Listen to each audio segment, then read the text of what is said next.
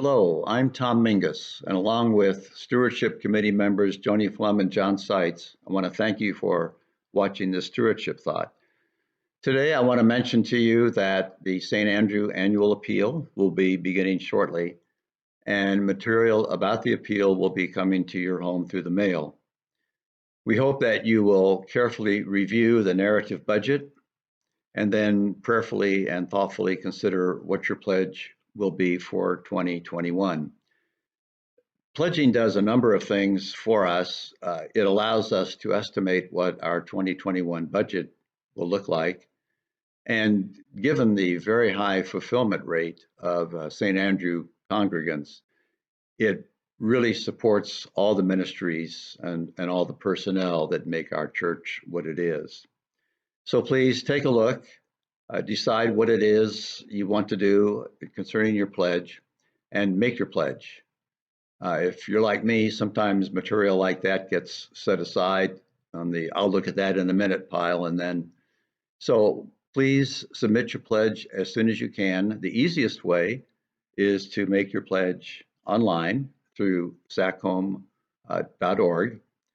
Clear directions for that are on the back of the pledge card. Thank you for giving consideration to our appeal for next year. Thank you for reviewing the narrative budget. Thank you for considering what it is that you can do to continue to support St. Andrew Christian Church. Thank you so much.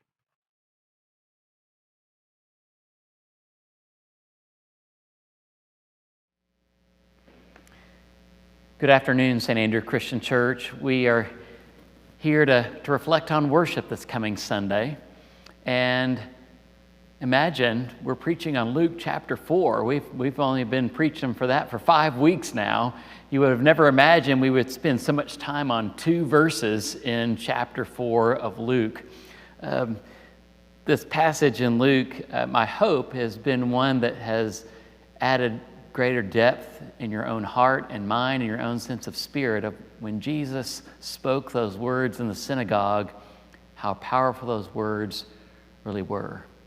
The phrase I'm going to be closing up this series with is a simple phrase, to proclaim the year of the Lord's favor. Now we would think that sounds kind of celebratory.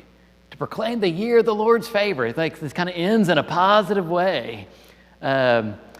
After there's kind of a little bit of awe and inspiration as Jesus rolls up the scroll and sits back down and says, this word has been fulfilled in your hearing.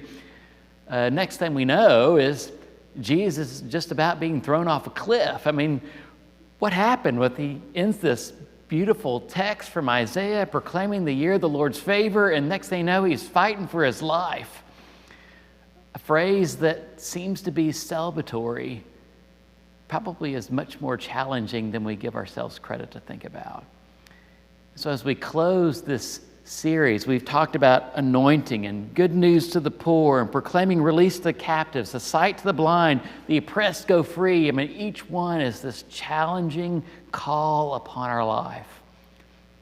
And when Jesus ended the reading of the scroll to proclaim the year of the Lord's favor, he just amped up the anxiety of those that were in charge. We're going to explore that text this week and see how Jesus was calling not only those in the synagogue that day, but society and the community, the disciples, those inside, those outside, to totally think differently about the world we live in, and thinks and invites us to think differently about the world we live in. Join us on Sunday as we dive one more time into Luke chapter 4. We will also be blessed with the conclusion of the art piece that Buck Arnhold has been doing beautifully throughout this series. And we will see the final scene of the 6 scenes related to this text, and then we will see kind of a panorama of the entire piece in its conclusion.